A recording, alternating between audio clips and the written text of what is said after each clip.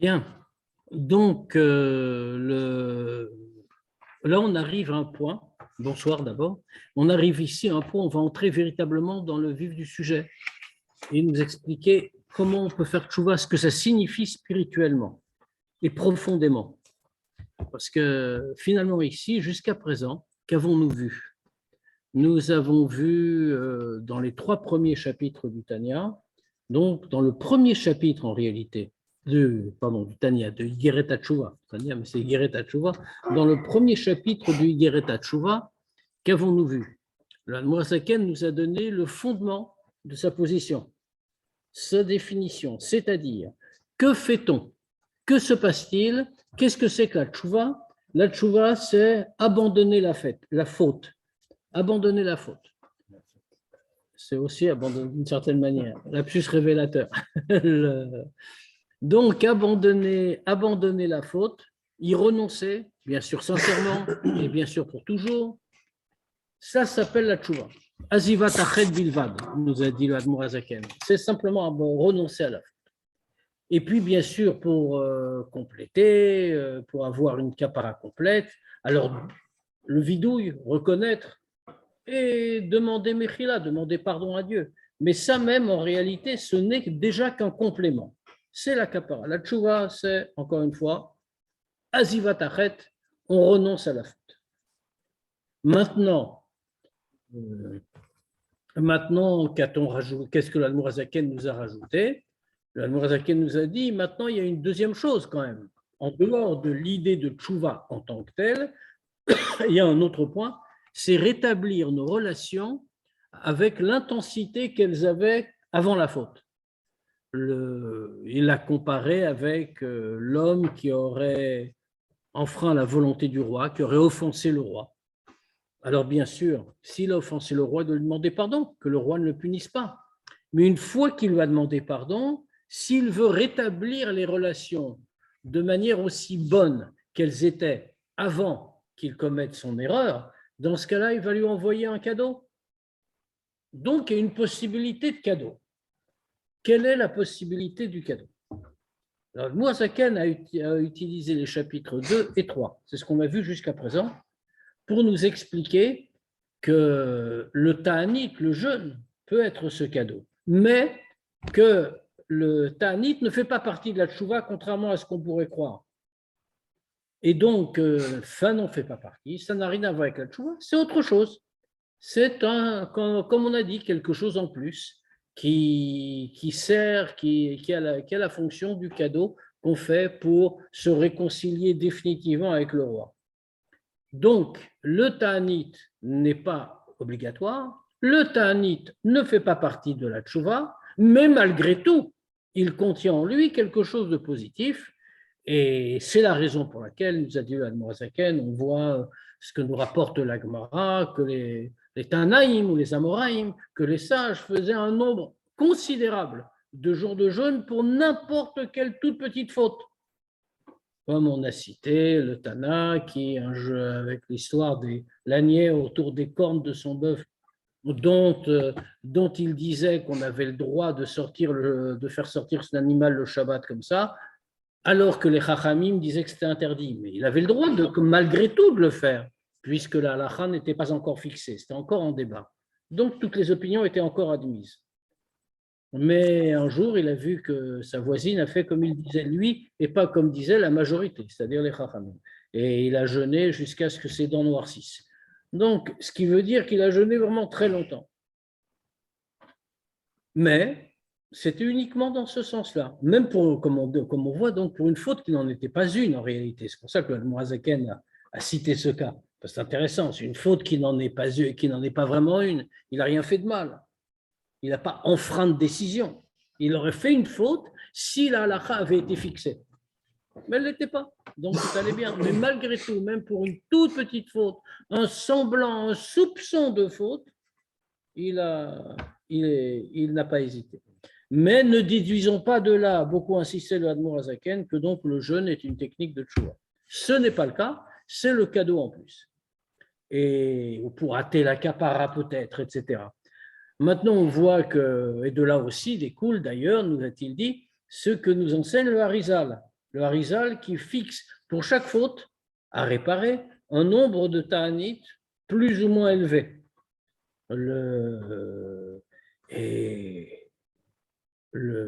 Par exemple, celui qui se met en colère, on a dit, c'est 52, je crois, jours de ta'anit. Alors maintenant, ensuite, on a eu la question s'il faut faire autant de séries que de fois où on a fait la faute, ou si ça suffit une seule fois pour tout. Alors on a conclu, je crois d'ailleurs déjà là-dessus, que finalement on a dit, bon, allez, on est indulgent, donc on ne va pas demander si quelqu'un s'est mis, par exemple, dans toute sa vie, il s'est mis 100 fois en colère. On a vu, on est en dessous de la réalité, mais bon, il s'est mis 100 fois en colère, ça reviendrait à faire plus de 500 jeûnes, si on faisait à chaque fois. Et alors une seule fois, alors pour trouver une solution de compromis, le Hanmorazaken disait on fait 3 fois le nombre de ta'anit qu'il aurait fallu faire pour cette faute-là. Et maintenant, le Hanmorazaken a mis des conditions. Aujourd'hui, nous sommes faibles, beaucoup plus faibles que par le passé, physiquement parlant. Donc, puisque nous sommes beaucoup plus faibles que par le passé, nous ne pouvons plus faire tous ces jeûnes. Nous ne les supporterions pas. Or, si on doit sortir de là en étant affaibli, on n'a pas le droit de les faire, c'est interdit par la Torah, parce que ça va nous affaiblir dans le service de Dieu. Donc, on a un problème. Et donc, puisqu'on ne pourra pas, à cause d'un ta'anit de tchouva, on ne pourrait pas servir Dieu, ce qui est un comble. Donc, évidemment, a dit le Admorazaken, il est évident qu'il ne faut pas les faire. Donc, dans ce cas-là, qu'est-ce qu'on fait? Puisqu'il avait quand même donné d'autres solutions. On faisait que pendant les jours les plus courts, et même on pouvait le faire par demi-journée, etc., etc. Mais malgré tout ça, si ça nous porte préjudice physiquement, on n'a pas le droit. Donc, puisqu'on ne peut pas les faire, à quoi en sommes-nous réduits?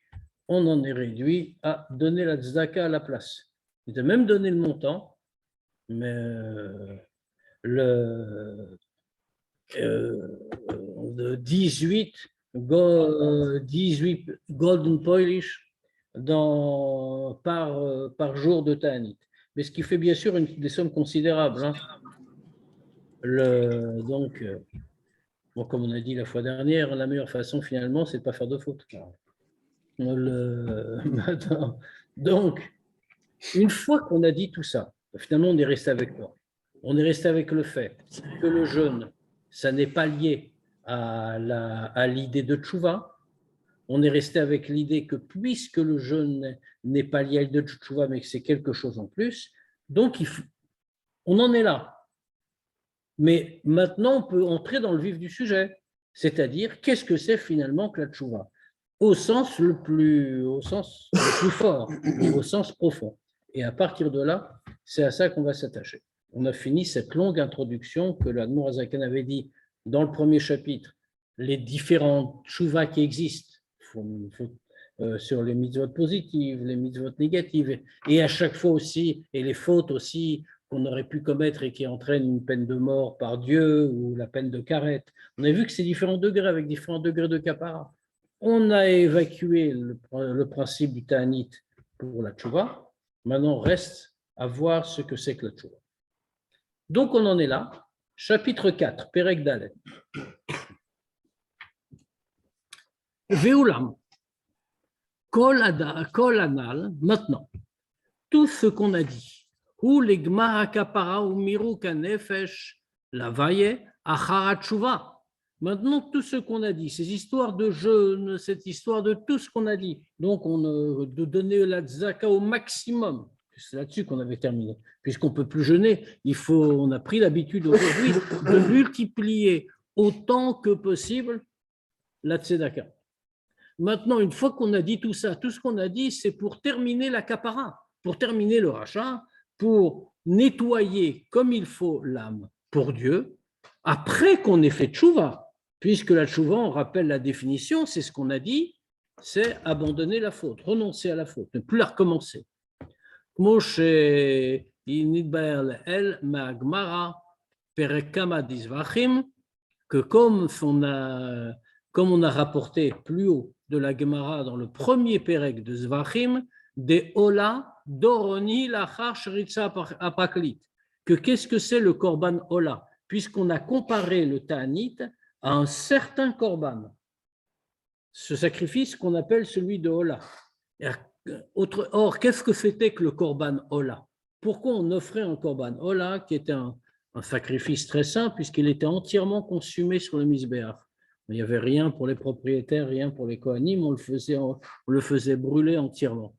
Ce Korban Ola, comment on le définissait? On a dit fait un doron, c'est un cadeau, comme on a dit. Le'achar sheritza apraklit, après qu'on s'est concilié, qu'on s'est réconcilié avec le roi. Donc c'était la même chose. D'accord. Omnam. Maintenant, tout ça, comme on a dit, ce n'est que pour compléter l'effort, pour rétablir nos relations comme elles l'étaient. Mais atralat mitzvah tshuva veikara, mais le début de la mitzvah de tshuva, par quoi on commence? Et quel est le principal? La tshuva d'avaye behemet u belev shalem. C'est quoi? C'est revenir à Dieu avec sincérité et d'un cœur entier. Ça, c'est ce qu'on veut. Alors, on a dit que c'est l'abandon de la faute. Bien sûr, on renonce à la faute, mais là, on va aller plus loin, parce qu'on comprend bien que la tchouva, bon, oui, d'accord, c'est renoncer à la faute, mais pas seulement. La tchouva, c'est revenir à Dieu, donc, et le plus sincèrement du monde, ce qui fait qu'on va, pour cette raison-là, renoncer à la faute. Mais il faut comprendre ces notions-là. Ça veut dire revenir à Dieu. Bon, c'est ce que veut dire le mot tchouva, concrètement. C'est une notion de retour. Qu'est-ce que ça veut dire? Quelle est l'idée qu'il y a derrière? C'est ça toute la question que va poser le Tanya. Donc, on est obligé, pour bien comprendre ce que ça signifie, puisque le tout début, et finalement le principal de la tchouva, c'est ça, c'est de revenir à Dieu. Alors, dans ce cas-là, il faut comprendre ce que c'est. On est obligé d'abord de bien l'expliquer et longuement. Et pour l'expliquer longuement, comment on va faire? La première chose pour comprendre la notion de tchouva, c'est de l'expliquer comme il est développé dans le Zohar. Qu'est-ce qui est écrit dans le Zohar? Bebiur milat tchouva, que là-bas, on explique le mot tchouva al derech hasod. On l'explique à la façon profonde, donc dans la façon du sod, au degré du sod. Tashuv ke.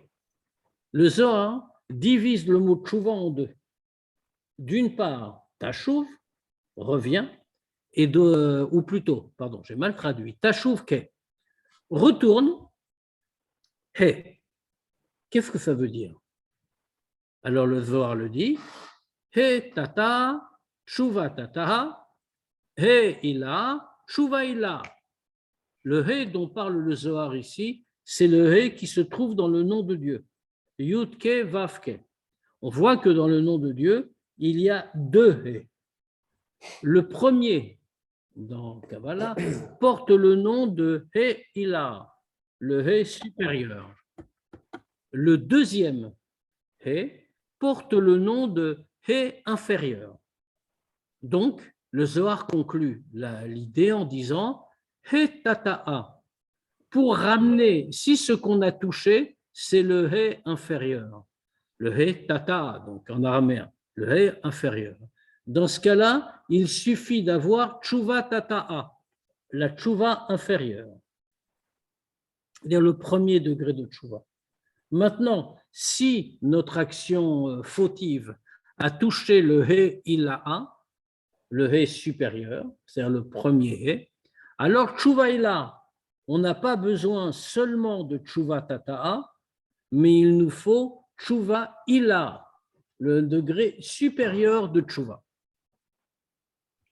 Alors, donc on a cette idée-là.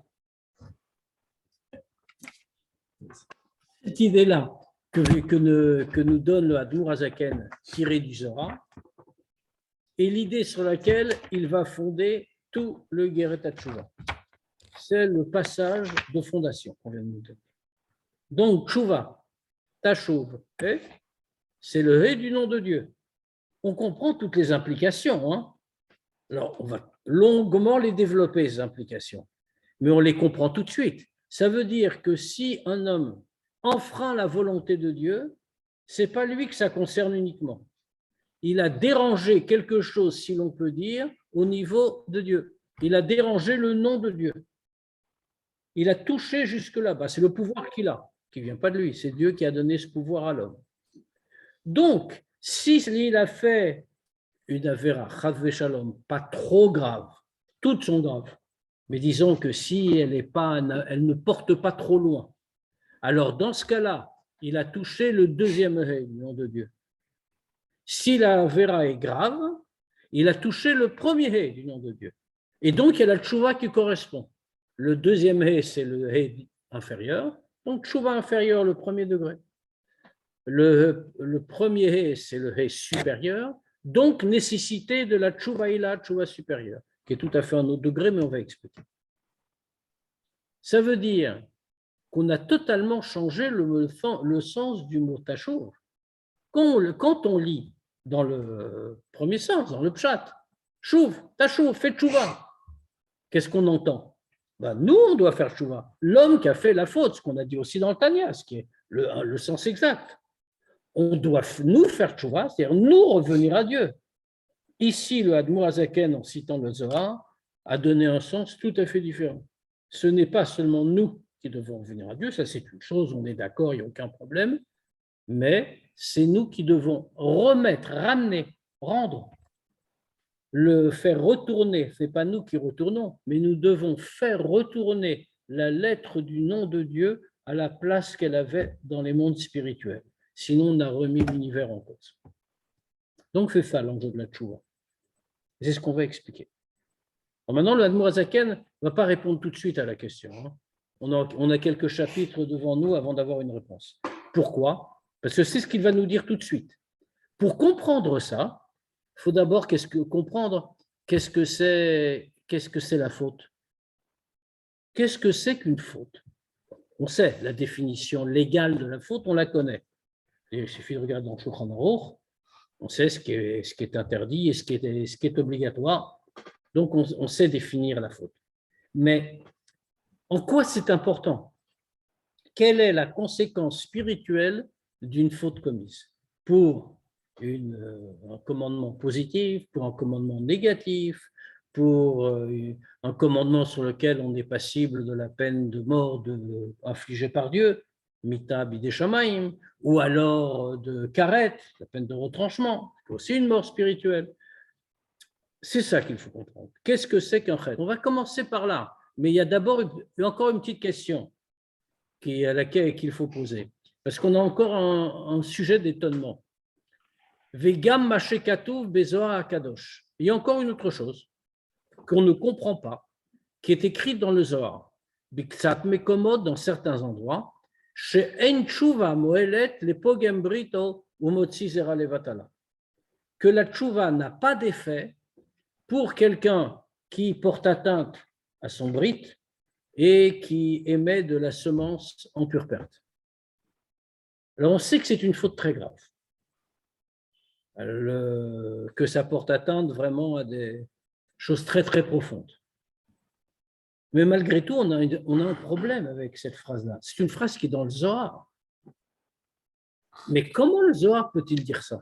Ve'u davar tamoa meod. C'est une chose qui est très étonnante. Pourquoi? She'en lechado davar omed bifnei atshuva. Va'afilu avodazara vegilu yarayot vechulu. Le vechulu, c'est shirot damim. On nous dit que rien ne résiste à la tchouva, et même pas les fautes les plus graves, comme par exemple l'idolâtrie, les relations interdites, immorales, et le meurtre. Et même ces choses-là, quand quelqu'un fait tchouva, ça lui est pardonné. Donc, ça voudrait dire que la faute qu'on a dite avant, c'est encore autre chose. C'est plus grave que ces trois fautes-là. Ça paraît totalement incompréhensible. D'autant plus que dedans, on a Gilui Arayot, on a déjà des relations interdites.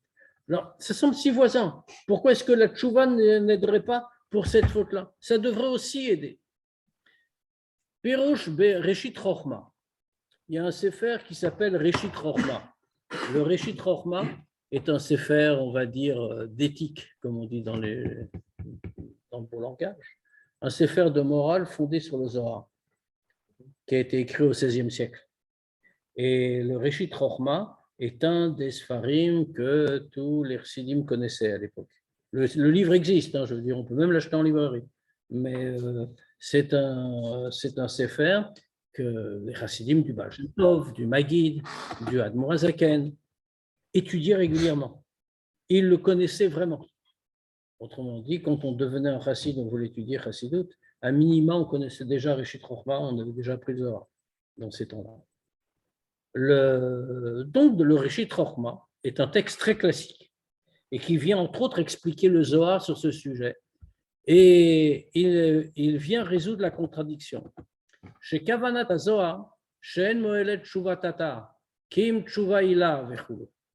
Le Zohar ne veut pas nous dire ici qu'on ne peut pas faire Tshuva sur cette faute-là.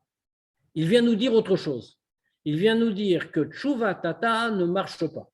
Mais en revanche, si on va plus loin et qu'on va jusqu'à Tshuva Ila, alors dans ce cas-là, on pourra effacer cette faute. Alors en réalité, il faut bien comprendre ça, parce que toujours on souligne la puissance de la tchouva. Alors ça pourrait sembler un peu désespérant malgré tout, parce que quand on va parler de tchouva ilaha, on va comprendre, on doit tous y arriver. On a tous la possibilité d'y arriver.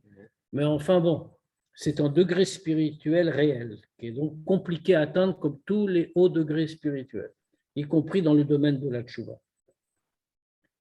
Maintenant, quand on nous dit ça dans le Tanya, ça ne signifie pas que la tchouva n'aide absolument pas pour cette faute-là. En fait, dans le pardon d'une faute, y compris une faute aussi grave que celle-là, il y a plusieurs parties. Il y a le fait que Dieu va pardonner la faute concrète, puis comme on a dit, il y a le reste. Il y a la réparation de tout ce qui est passé. Il y a le rachat, bien sûr, mais il y a aussi la réparation du passé. C'est le but de la tchouva. La tchouva doit réparer le passé. Réparer, c'est une des puissances de la tchouva, justement. Comme c'est expliqué par ailleurs, c'est expliqué dans Derech Mitzvotecha. Qu'est-ce que c'est que la tchouva? La tchouva, ça vient après que quelqu'un, il faut, si on veut l'imager, le Derech Mitzvotecha du Tzemar Tzedek, l'image de cette manière-là. Il dit, fais comme quelqu'un qui a un récipient dans lequel descend la lumière divine. Et puis, avec son acte, il a fait des trous dans le récipient. Ce qui fait que la lumière, au lieu de venir dans le récipient, être pour lui, pour le monde de manière positive, cette lumière-là est descendue dans l'impureté et a alimenté l'impureté. Donc, ce qu'il faut faire, c'est bien sûr arrêter, c'était le début, c'est la tchouva. Il faut fermer le robinet, comme dit quelqu'un. Et maintenant, une fois qu'on a arrêté, il y a tout le passé.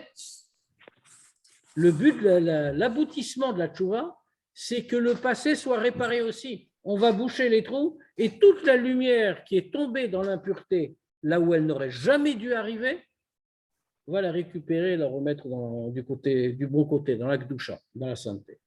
Ça, c'est la tchouva absolue, la tchouva parfaite. Alors, ça, c'est tchouva ilah déjà.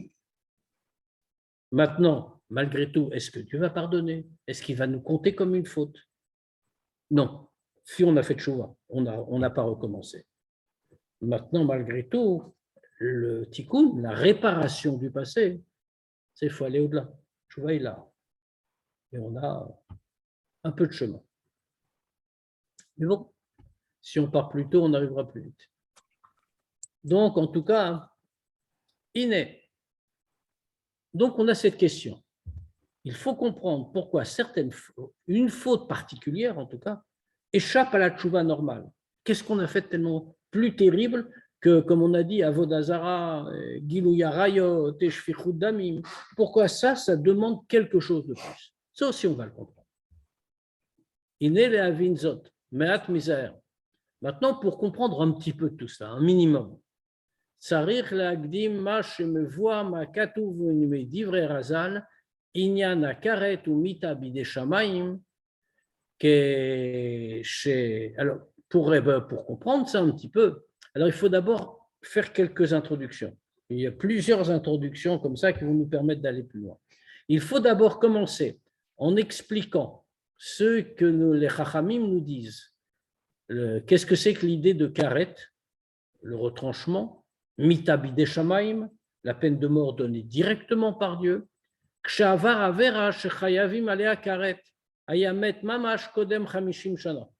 Ils nous disent qu'est-ce que c'est? C'est que dans ce temps-là, quand quelqu'un avait commis une faute qui le rendait passible de la peine de karet, donc qui devrait être retranché, dans ce cas-là, très concrètement, il mourait avant d'atteindre 50 ans. Il ne dépassait pas les 50 ans. Ubemita bidei shamayim met mamash kodem shishim shana. Et quand ce n'était pas karet, mais c'était moins grave, c'est-à-dire mita bidei shamayim. Dieu l'avait condamné à mort, ce n'était pas un tribunal humain, mais c'était Dieu qui décidait qu'il devait mourir. Dans ce cas-là, il avait 10 ans de plus et il mourait avant d'atteindre 60 ans. Il y a un exemple de ça. C'est de là qu'on l'apprend d'ailleurs. Kechanania ben Ezor Anavi, Biyirmiya, comme le faux prophète qui s'appelait Hanania ben Ezor. C'est un faux prophète qui vivait à l'époque de Yirmiyahu, du prophète Jérémie. Et c'est Jérémie qui le lui a dit. Il voulait montrer qu'il savait tout, etc. Être prophète à l'époque, ça assurait une certaine dignité. Ce n'était pas un poste, ce n'était pas un métier, mais on comprend bien, quand on est un prophète, on est suivi par beaucoup de monde. Et lui, il y a eu toute une histoire, parce que Yirmiyahu annonçait au peuple juif que le Beth Amikdash allait être détruit. On est à l'époque du premier Beth Amikdash encore. C'est la fin du premier Beth Amikdash, l'époque de Jérémie. Donc, il annonçait que le Beth Amikdash allait être détruit et que le peuple juif allait être envoyé en galoute. Et puis, il y avait un autre prophète qui disait exactement le contraire, qui disait que Dieu a décidé que son temple resterait et que tout ce qui avait été pris allait être ramené, enfin, etc., etc. Cet homme-là, c'était Hanania ben Ezor, et les gens, bien sûr, et le roi surtout, avaient bien envie d'écouter plutôt Hanania ben Ezor que Yirmiyahu qui annonçait des mauvaises nouvelles. Et il y a Yirmiyahu qui a dit à Hanania en public, il a dit, regarde, si moi je me trompe, alors je ne serai pas puni. Pourquoi? C'est dans Rambam, c'est dans la Halacha. Quand un prophète annonce des mauvaises nouvelles et que les mauvaises nouvelles ne se réalisent pas, alors ça ne veut pas dire que c'est un faux prophète. Pourquoi? Parce que ça peut simplement vouloir dire que Dieu a vu, il a vu la situation et il a décidé de pardonner. Les Juifs ont fait tchouva. C'est comme l'histoire de Jonas, qu'on lit à Yom Kippour. Il n'a pas voulu dire à Ninive que Dieu avait décidé de les détruire parce qu'il a dit oui, je te connais, je vais y aller, ils vont me croire, ils vont faire tchouva et tu ne détruiras pas la ville. C'est effectivement ce qui s'est passé. Avec le poisson, etc., parce qu'il ne voulait pas aller à Ninive. Et c'est effectivement ce qui s'est passé. Il a été à Ninive, il leur a dit voilà ce que Dieu annonce. Les gens ont été impressionnés, ils l'ont cru, ils ont jeûné, ils ont fait tchouva, etc. Et Dieu a pardonné. Et donc, annoncer une mauvaise chose, c'est pas sûr qu'elle va arriver. Donc, le prophète qui annonce une mauvaise chose qui ne se réalise pas n'est pas punissable. En revanche, quand une bonne chose est annoncée, Dieu est bon. Et comme il est bon, il ne renonce jamais au bien qu'il veut faire. Donc, quand un prophète annonce une bonne chose, si elle ne se réalise pas, là, c'est la preuve que c'est un faux prophète. Or, en l'occurrence, Hanania ben Ezor annonçait le bien, tout allait bien, Dieu avait décidé de tout pardonner, de bénir son peuple, le Beth Amikdash, tout ce qu'on voulait. Alors, Yirmiyahu lui dit, mais si tu annonces ça, tu seras puni. Et puisque tu seras puni, je t'annonce que si tu as tort, si tu mens, alors dans ce cas-là, tu vas mourir dans l'année. Et effectivement, il est mort dans l'année. Ce qui, au passage, soulève une question, parce qu'on va le voir tout de suite. Donc, ne déflorons pas. Parce qu'on voit tout de suite ce que le Admorazaken ajoute, ou le famim, gam bemita bide shamaim, nifraim la'alta, kmo shematzinu ve'onan. Et dans la mort prononcée par Dieu, il est possible aussi qu'il soit puni immédiatement, comme on le voit à propos d'une histoire qui, celle-là, est dans la Torah, à propos de Er et de Onan. Er et Onan, c'est la fameuse histoire qui a abouti sur Yehuda et Tamar, que Er et Onan ont fait des choses strictement interdites. Ils ont fait justement Zera Levatala. Pourquoi ils ont fait ça? Parce qu'ils se sont dit, nous ne voulons pas avoir d'enfants et nous ne voulons pas abîmer la beauté de notre femme. Et donc, ils faisaient des choses qui sont interdites, Zera Levatala, comme on l'a dit. Et qu'est-ce que la Torah nous dit? Dieu les a tout de suite fait mourir. Donc, c'est-à-dire qu'il n'a pas attendu jusqu'à 50 ans ou 60 ans. Ils sont tout de suite partis. Donc, c'est ce que veut nous dire le Admorazaken. C'est que pourquoi on attend? Pourquoi on n'attend pas? Tout existe. Normalement, dans les différents cas qu'on a cités, c'est jusqu'à 50 ans ou jusqu'à 60 ans. Mais il arrive que ça puisse être immédiatement. Même Hanania Banezor, comme on voit, Yirmiyahu lui dit, c'est dans l'année que tu vas mourir, il meurt dans l'année. Varin Imtsaou, mais on a quand même un petit problème. Varin Imtsaou bechol dor, kama vekama chayavekritot ou mitot, veirichu yemem ou shneem ou shnotem banim. On voit malgré tout, de manière tout à fait réaliste, que ça c'est les principes, mais que dans toutes les générations, on a vu beaucoup de gens qui, quand on analysait leurs actes, étaient passibles de karet ou de mita bidé shamaim. Ils auraient dû être tués par Dieu. Ils avaient commis les fautes que la Torah nous annonce. Et pourtant, ils ont eu de longs jours et de longues années et qu'ils ont vécu banimim, très agréablement. Alors, à la limite, on aurait compris, c'est pour ça que l'Admorazaken rajoute ici le mot banimim, c'est qu'on aurait pu comprendre, bon d'accord, Dieu ne les a pas fait mourir, bien qu'ils étaient passibles de la peine de mort, il ne les a pas fait mourir, mais pourquoi? Ils ont eu des souffrances. Donc, il leur a fait, pas payer, mais il les a punis dans ce monde. Et c'est mieux en réalité, parce que les souffrances dans ce monde, même si elles sont très dures, sont toujours inférieures aux souffrances spirituelles de l'autre monde. Donc, on aurait pu penser, c'est ce que Dieu a fait. Il les a fait souffrir dans ce monde. Ne serait-ce que, par exemple, c'est très simple, on nous dit quelqu'un qui est pauvre, Ani Chashouf Kemet, un pauvre, un vrai pauvre, dénué de tout, est considéré comme mort. Donc, d'accord, ils ne sont pas morts véritablement, ils ne sont pas morts physiquement, mais peut-être que Dieu leur a retiré toute leur fortune, ils n'avaient plus rien, et comme ils n'avaient plus rien, alors dans ce cas-là, ils étaient considérés comme morts, c'est comme si Dieu les avait tués. Mais ce n'est pas le cas, c'est Bané Imim, ils ont vécu très confortablement, tous ces gens-là. Pas forcément, pas tous, bien sûr, il y en a certains qui ont sans doute eu des épreuves, mais la plupart, ce n'est pas le cas. Ils ont vécu normalement. Donc, comment est-ce possible?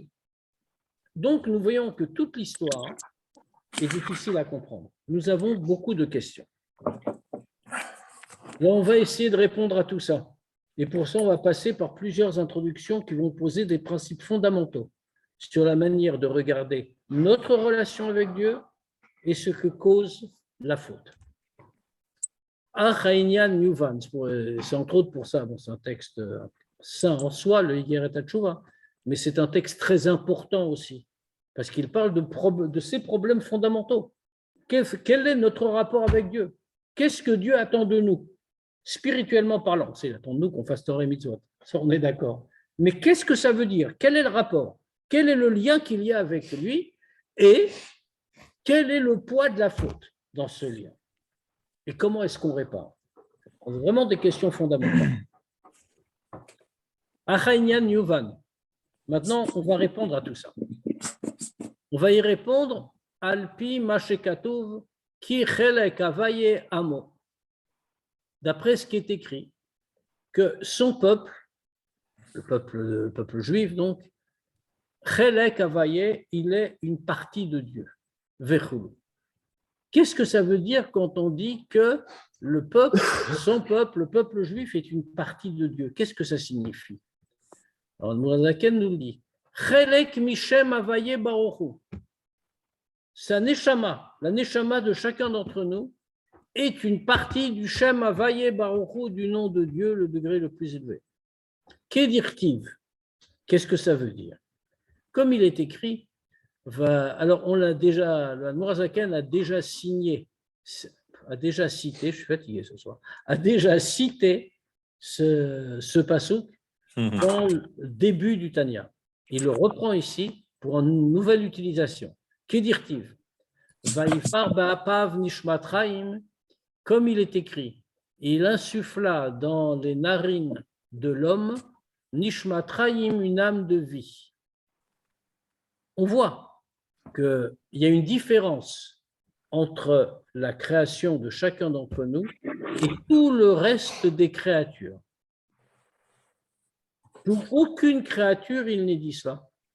Autrement dit, quand on parle des créatures, on ne parle pas des animaux. On pourrait dire des animaux, Dieu les a créés par espèce, les végétaux, c'est pareil.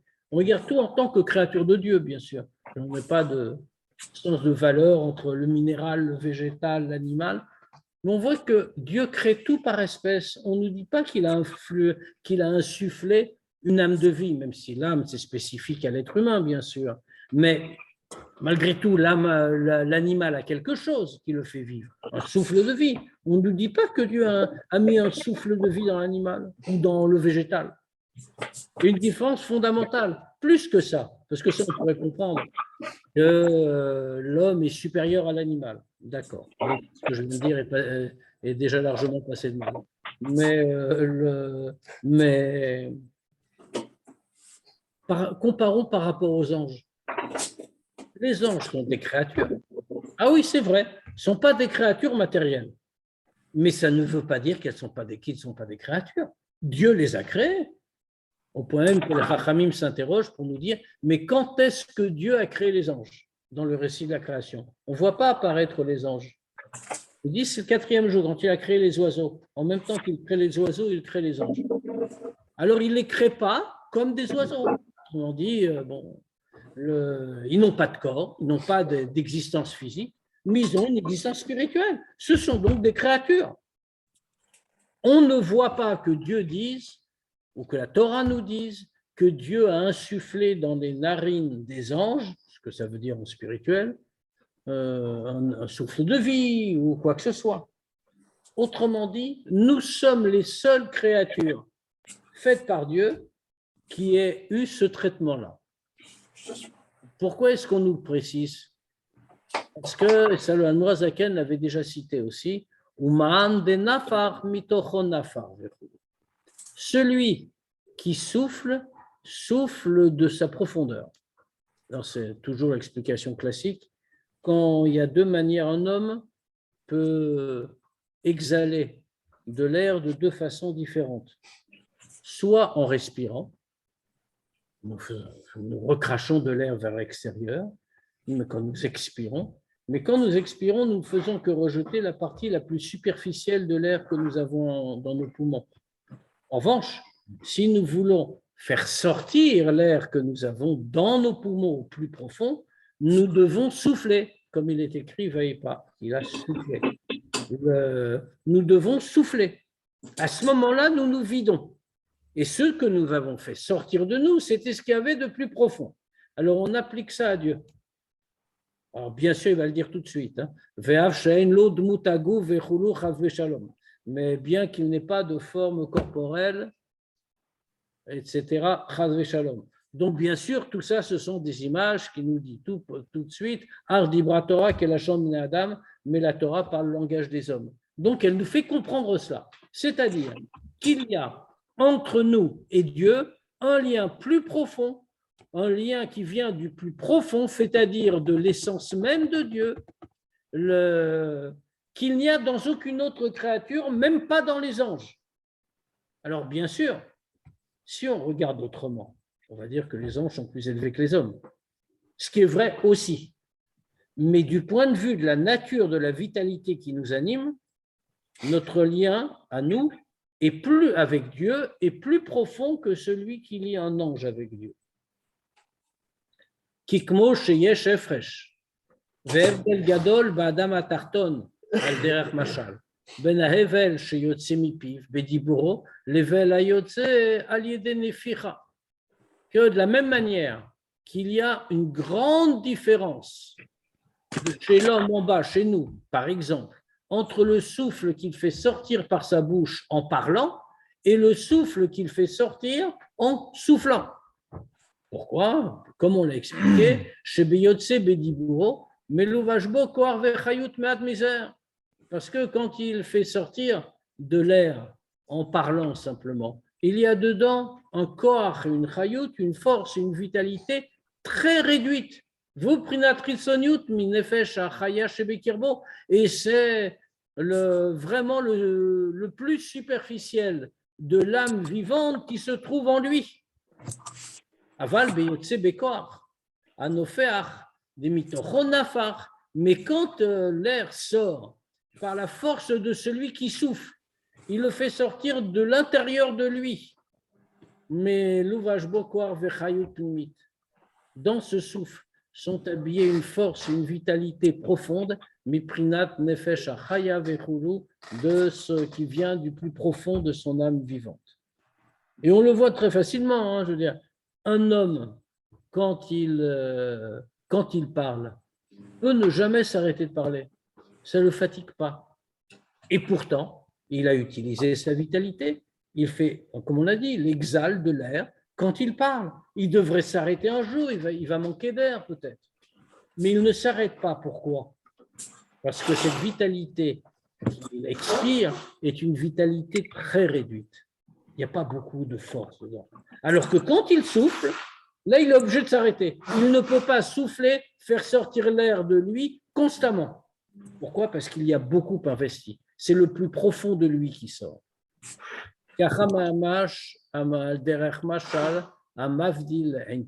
C'est exactement la même chose. Si on peut dire, en faisant toutes les séparations autant qu'il le faut, il y a une infinité de différences, bien sûr, entre l'exemple qu'on a donné, qui est matériel, et ce qui se passe chez Dieu. Yesh efresh atsum meod lemala.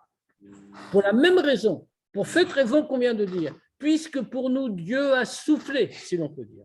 C'est-à-dire qu'il a mis une part de ce qu'il y a de plus profond en lui, de son essence. C'est avec cela qu'il nous a créés. C'est cela qu'il nous a donné. Alors, il y a une différence énorme. Atsum meod, c'est très grand. Hein. C'est très, très puissante. Les là en haut, ben kol tzva shamayim, entre tout ce qui peuple les cieux, va filou amalachim shenivrau ma'in leyesh, ve chaim ve kayamim, et même avec les malachim, avec les anges qui ont été créés à partir du néant et qui vivent et existent, mais prinat ritzoniut achayut, qui n'existent que du degré superficiel de la vitalité, ve shefa shemashpia ein sof baruch hu la'achiyot ha'olamot, qui vivent et se maintiennent du degré superficiel de la vitalité que donne le Ein Sof Baruch Hu pour faire vivre les mondes. Au Prinazo, Nikred Beshem Roarpiv. Et ce degré-là, comment est-il appelé? Il est appelé le souffle de sa bouche, justement.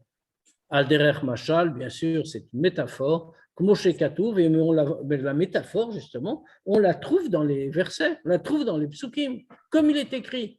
Uberoarpiv Kol Tzvam. Et que le souffle de sa bouche, il a créé toutes leurs armées, de toutes les créatures célestes. Ve'i prinat chayut ameluveshet beotiot sheba'asara ma'amarot. Et où on la voit, cette vitalité?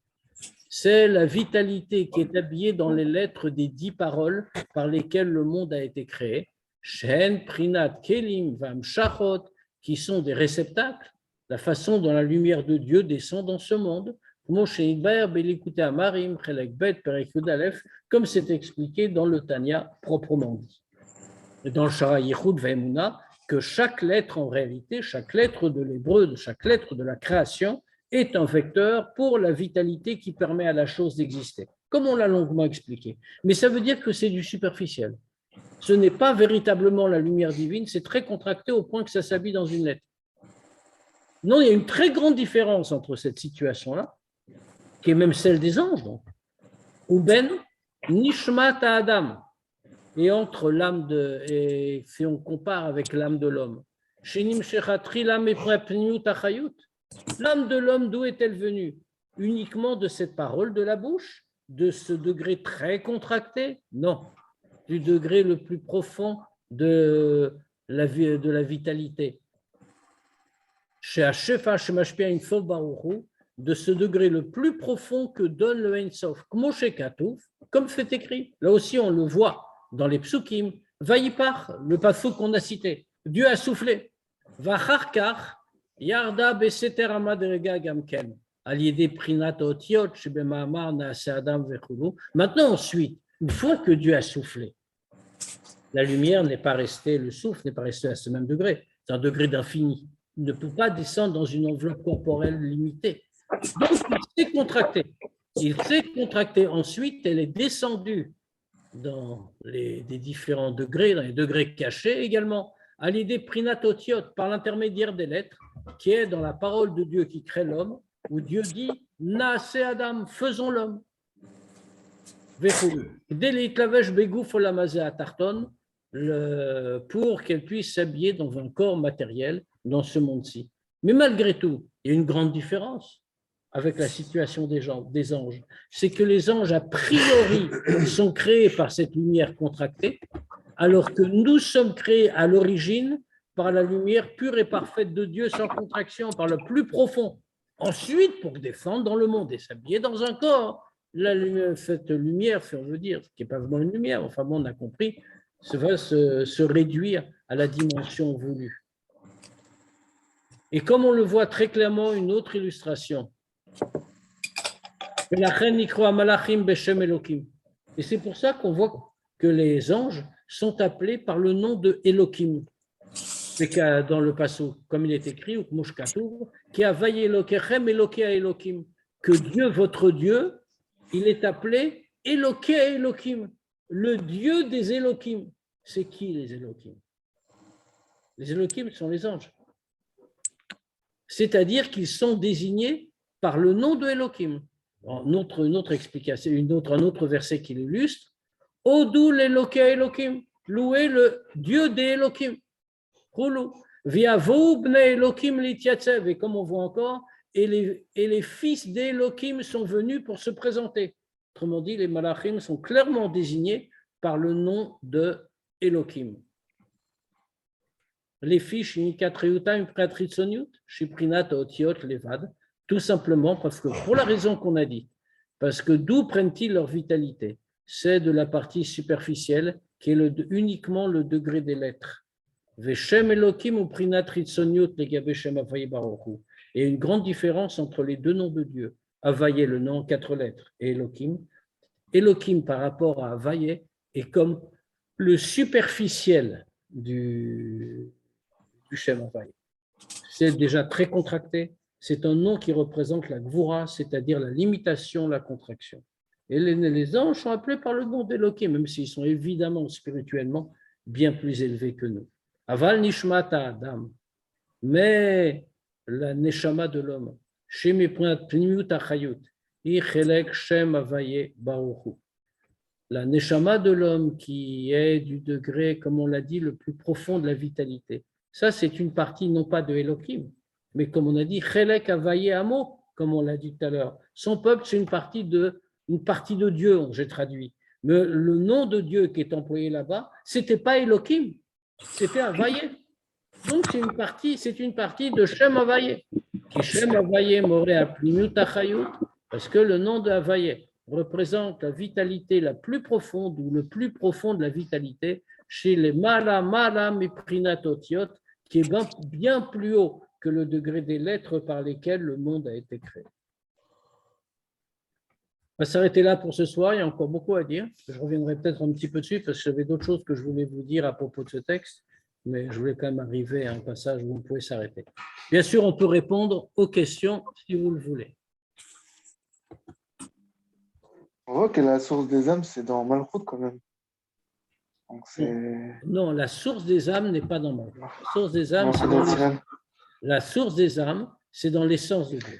Maintenant, ensuite, ça passe dans Malchut pour défendre, c'est ce qu'on a appelé la descente de Seter à Madrigot, pour descendre dans un monde matériel, et Malchut, c'est l'intermédiaire obligatoire dans le Seder Ishtalshalut pour arriver dans le monde matériel.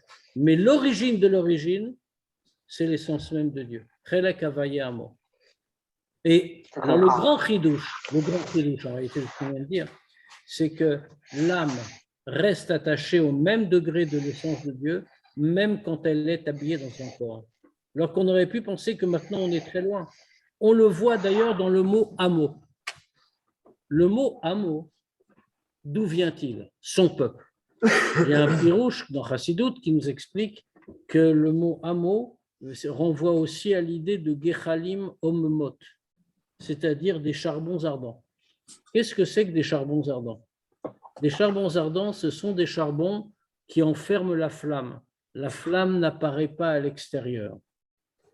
Autrement dit, ce sont des charbons qui sont loin de la flamme. Quand l'âme descend dans un corps, le corps est aussi éloigné, comme un charbon qui enferme la flamme, si on peut dire. Nous sommes très éloignés de la source. Mais tout le chidouche est là. C'est que même quand l'âme descend dans ce monde et descend dans un corps, elle est également liée à Dieu au même niveau que quand elle était en haut dans les mondes spirituels. Il n'y a pas de perte de liaison, si l'on peut dire.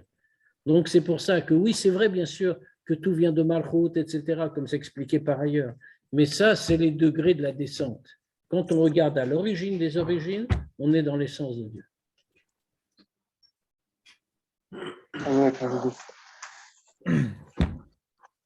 Ok, ben on se revoit Bezrat Hashem jeudi soir pour la Sikha de. Merci beaucoup, merci Rav. Merci. Merci beaucoup Rav. Merci. Bonne soirée. Bonne soirée.